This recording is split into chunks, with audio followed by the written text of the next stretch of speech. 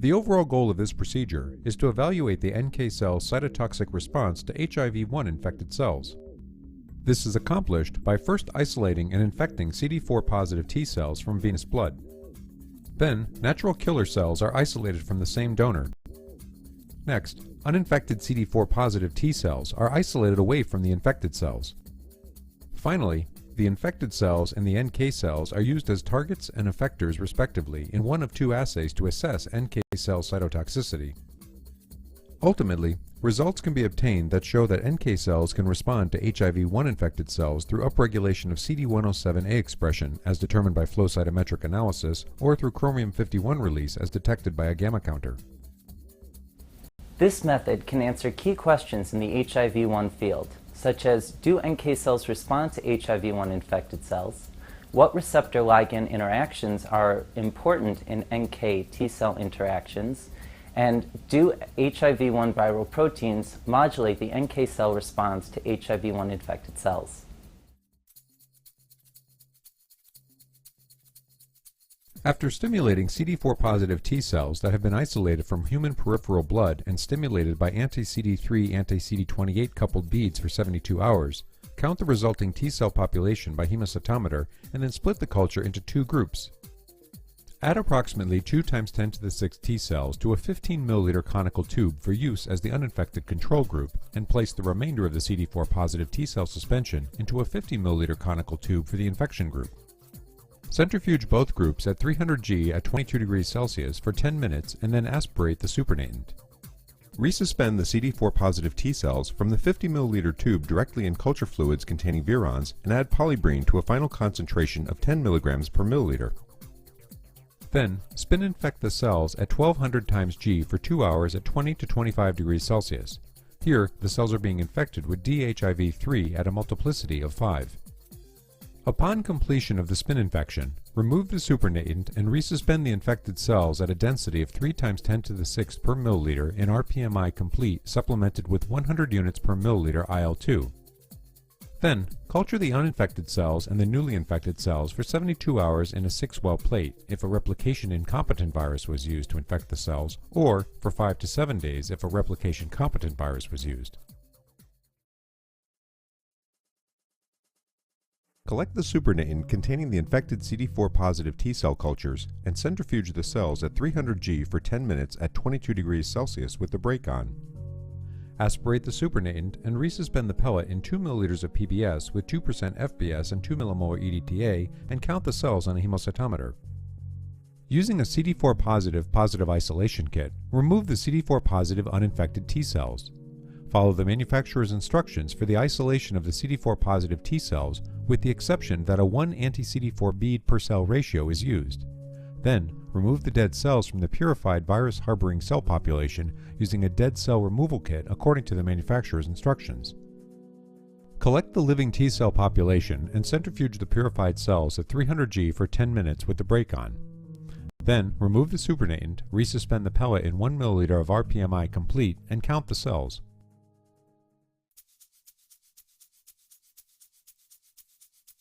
Peripheral blood NK cells are first isolated from the same donor as were the CD4 positive T-cells. After overnight culture, count the NK cells with a hemocytometer, centrifuge them at 300 G for 10 minutes with the brake on, and then resuspend the cells in rPMI complete, adjusting the final concentration to 10⁶ cells per milliliter. Next, collect and centrifuge the purified infected and control uninfected T-cell suspensions at 300 G for 10 minutes with the brake on. Remove the supernatants and resuspend the pellets in rPMI complete at 2 × 10⁶ cells per milliliter. For a positive control, about 2 × 10⁶ of NK lysis-susceptible K562 cells are used in this video. Centrifuge the K562 cells at 300 G for 10 minutes with the brake on, then remove the supernatant and resuspend the pellet in rPMI complete at 2 × 10⁶ cells per milliliter. After all the cell populations have been washed and resuspended at their experimental concentrations, place NK cells together with either K562 cells, uninfected T cells, or HIV-infected T cells in individual wells of a 96-well V-bottom plate. Only one replicate per target cell type will be used.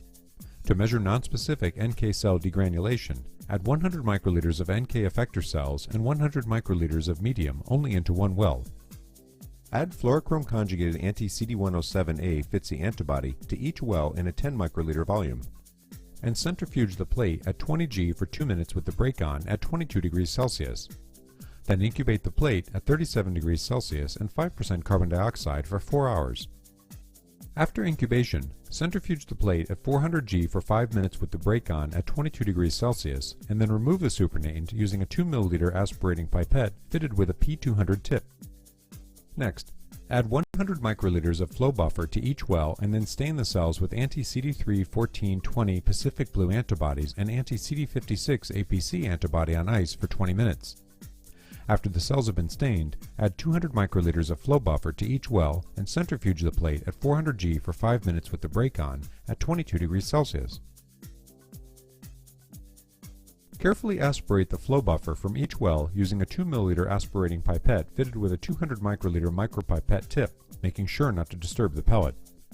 Wash the cells again and then resuspend the pellets in 200 microliters of 1% paraformaldehyde in calcium and magnesium-free PBS. Finally, transfer the cell suspensions to flow tubes and bring the total volume in the tubes up to 300 microliters by adding approximately 100 microliters of 1% paraformaldehyde in calcium and magnesium-free PBS to each one. Then, read 2 × 10⁴ NK cell events by flow cytometry using FACSDIVA software and analyze the data using FlowJo software.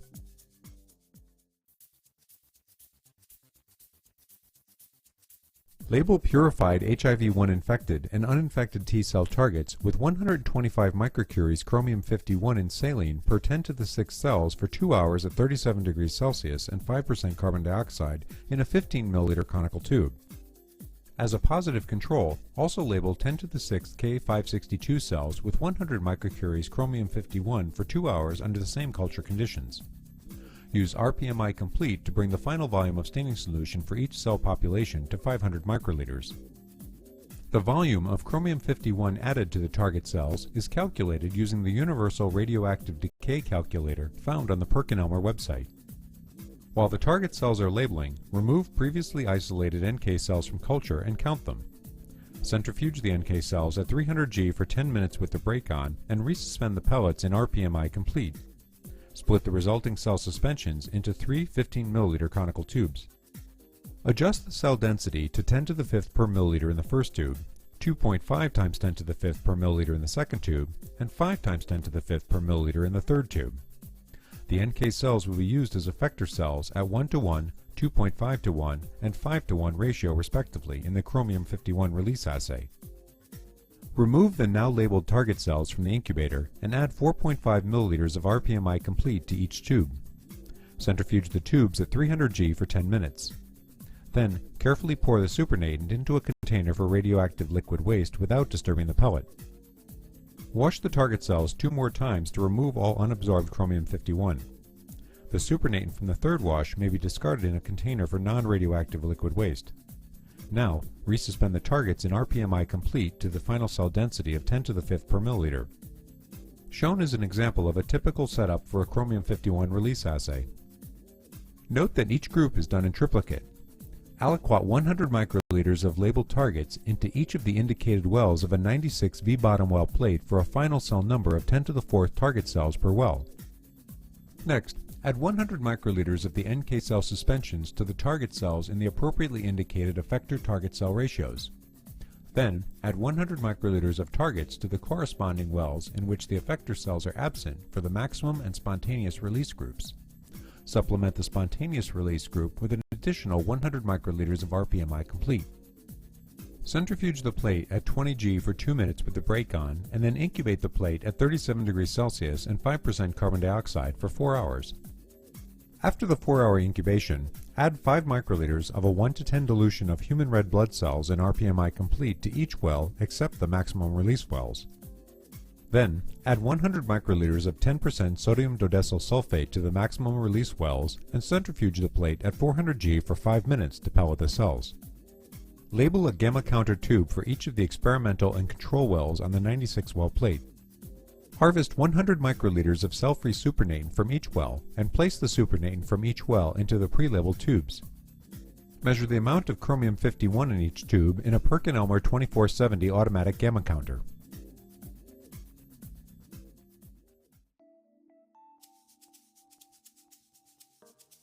The following scatter plots demonstrate a typical flow cytometric gating strategy for analyzing the results of a CD107A degranulation assay. First, single cells are gated, excluding clumps or doublets on a plot of FSC-A versus FSC-H. Next, the single cell gate plotted as FSC-A versus SSC is gated on the lymphocyte population, indicated again by the pink oval. The lymphocyte gate is then plotted as CD3 1420 versus CD56, gating on the CD56 positive and CD3 1420 negative population as indicated by the vertical pink oval. Here, the NK gate is plotted as CD107A versus CD56 to visualize NK cells that have degranulated. In the following two figures, representative results from assessing the cytotoxic response of natural killer cells against HIV-1 infected cells are shown. Here, NK cells were evaluated for their ability to degranulate without targets and in response to K562 cells, primary CD4 positive T-cells, and HIV-infected primary T-cells, as assessed by the percentage of NK cells that express surface CD107A. The numbers in each quadrant represent the percentage of total NK cells. In this figure, NK cells were evaluated for their ability to lyse K562 cells, uninfected CD4 positive T cells, and HIV-1 infected T cells in a chromium-51 release assay at effector cell target cell ratios of 2.5 to 1, 5 to 1, and 7.5 to 1. After its development, this technique helped pave the way for researchers in the area of HIV-1 biology to explore how natural killer cells respond to HIV-1 infected cells in HIV-infected patients.